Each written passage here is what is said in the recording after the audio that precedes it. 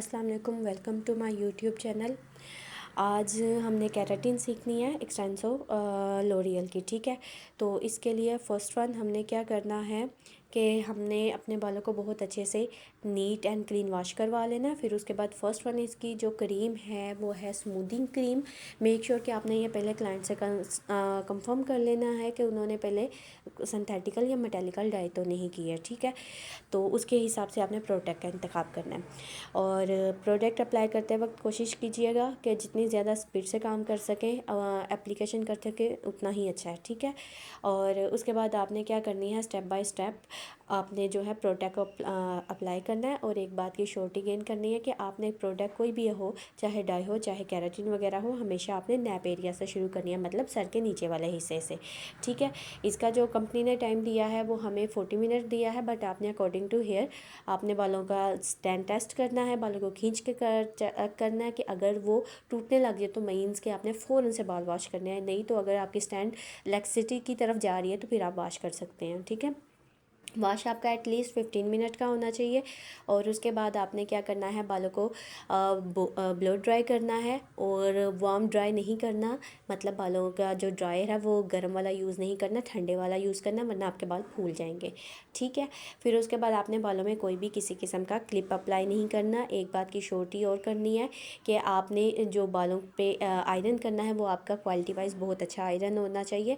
और एक जगह पे कम से कम 3 से 4 सेकंड के लिए आपने क्या करना है, अपने बालों को आयरन को स्टे करना है, ताकि एवरी इंच आपका जो है बाल वो स्ट्रेट हो। ठीक है, उसके बाद जब आपने अपने पूरे बालों को बहुत अच्छे से स्ट्रेट कर लिया है, आयरन कर लिया है, देन आपने क्या करना है, सेकंड वन जो हमें क्रीम मिलती है जो है हमारी फिक्सिंग बाम जी में हम जिसे हम बोलते हैं, या जिसे हम न्यूट्रलाइज़र बोलते हैं। ठीक है, वो आपने अप्लाई करनी है। और जितना टाइम पहले वाले को दिया था उसे हाफ़ देना है।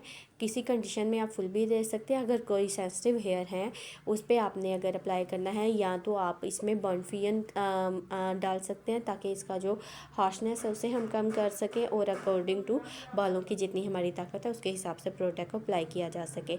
यहाँ सेकंड वन ये है कि आप थोड़ा सा उसमें पानी ऐड कर लें, मतलब ऐसे पानी ऐड करें जैसे 3 चम्मच आपने प्रोडक्ट डाली है न्यूट्रलाइज़र को, 1 चम्मच आपने पानी डाल लिया। या आप कंडीशनर ऐड कर सकती हैं, चॉइस इज़ योर्स कि आप क्या यूज़ करना चाह रही हैं या आपके पास क्या चीज़ अवेलेबल है। ठीक है, इसे आपने अप्लाई कर दिया। और इसमें आपने एक बात याद रखनी है कि इसमें आपने बालों को बिल्कुल भी मूव नहीं करने देना क्लाइंट को। उससे कहना कि आप कुछ टाइम के लिए बिहेव जस्ट लाइक अ स्टैचू। ठीक है, क्योंकि अगर इस दौरान जो क्या होता है कि बाल आपके फिक्स हो रहे होते हैं, और अगर आप उस टाइम पे बालों की आपका क्लाइंट मूवमेंट करता है तो आपके जो बाल हैं वो प्रॉपरली अच्छे से फिक्स नहीं हो पाते और कहीं ना कहीं वेव रह जाता है। ठीक है, तो आपने जो है बालों को इस तरह से प्रोडक्ट अप्लाई कर ली, और अपना जो टाइम है उतना प्रोडक्ट जो फर्स्ट प्रोडक्ट है उसके हिसाब से दे लिया। फिर आपने क्या करना है, वॉश करना है अच्छे से। और अगर यहाँ के एक बात और है कि अगर आपका दरमियान में बाल श्रिंक होना शुरू हो जाता है या सिकुड़ना शुरू हो जाता है तो वहाँ पे आपने फ़ौरन से शावर करके फिर कंघी कर देनी है। ठीक है, उसे वैसे ही नहीं छोड़ देना है। वो क्या होता है, वो बर्न हो रहा होता है, तो आपने वहाँ पे पानी जब आप लगा के लगा के बालों को सीधा कर देंगे तो वो प्रोडक्ट की इतनी सख्ती को कम कर देगा। ठीक है, उसके बाद जी ये हमारा अब सेकेंड वन प्रोडक्ट का काम जो है वो डन हो गया है। अब यहाँ पे हमने क्या करें, हम यहाँ पे क्या करें, हम वॉश करें। ठीक है, वॉश आपने एटलीस्ट वही 12 to 15 मिनट बहुत अच्छे से करना है, ज़्यादा भी कर सकते हैं। और कोई भी ब्रांडेड अच्छा सा कंडीशनर आपने यूज़ करना है। 3 से 5 मिनट के लिए आपने बहुत अच्छे से बालों में उसे मल्सीफाई करना है, और फिर 10 मिनट के लिए उसे आपने बालों में छोड़ देना है। ठीक है, और अंदर अंदर अच्छे से मसाज कर लें तो बेहतर है, नहीं तो आप उसे छोड़ भी सकते हैं। ठीक है, और जब ये अच्छे से हो जाए फिर आपने क्या करना है, वापस से वॉश करना है। बहुत अच्छे तरीके से वॉश करने के बाद आप क्या करेंगे, आप इसे ड्राई करेंगे, और ड्राई करने के बाद जो रिज़ल्ट्स आएंगे वो हमारे फाइनल रिज़ल्ट्स होंगे। मीन्स कि अगर तब हमारा बालों में कहीं पे वेव रह गया तो मीन के रह गया।